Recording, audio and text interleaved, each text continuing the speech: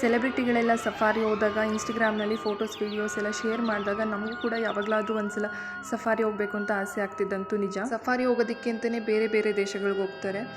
ಅಷ್ಟೆಲ್ಲ ಇಲ್ಲ, ಸದ್ಯಕ್ಕೆ ನಾವು ನಮ್ಮ ಕರ್ನಾಟಕದಲ್ಲಿ ಇರುವಂಥ ಬನ್ನೇರುಘಟ್ಟ ನ್ಯಾಷನಲ್ ಪಾರ್ಕಿಗೆ ಬಂದಿದ್ವಿ ಇವತ್ತು.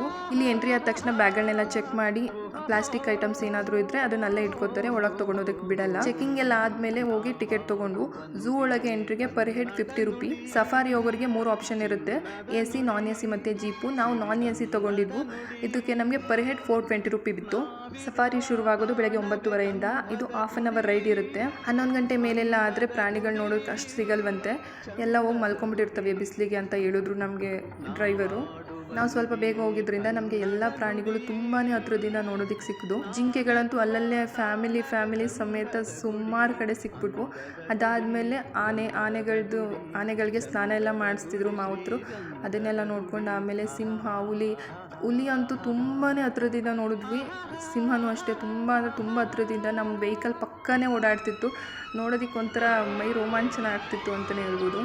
ಆಮೇಲೆ ಚಿರತೆ, ಕರಡಿ, ಆಲ್ಮೋಸ್ಟ್ ಎಲ್ಲ ಪ್ರಾಣಿಗಳು ಸಿಕ್ತವು ನಮಗೆ ಸಫಾರಿನಲ್ಲಿ ನೋಡೋದಕ್ಕೆ. 420 ರೂಪಾಯಿ ಕೊಟ್ಟಿದ್ದಕ್ಕೂ ವರ್ತ್ ಅನ್ನಿಸ್ತು, ಖುಷಿ ಆಯಿತು. ಅದಾದಮೇಲೆ ನಾವು ಬಂದಿದ್ದು ಝೂಗೆ ಬಂದ ತಕ್ಷಣ ಇನ್ನೊಂದಷ್ಟು ಪ್ರಾಣಿಗಳನ್ನೆಲ್ಲ ನೋಡಿಕೊಂಡು ಅದಾದಮೇಲೆ ಅಲ್ಲಿ ಬೋಟಿಂಗ್ ಇತ್ತು.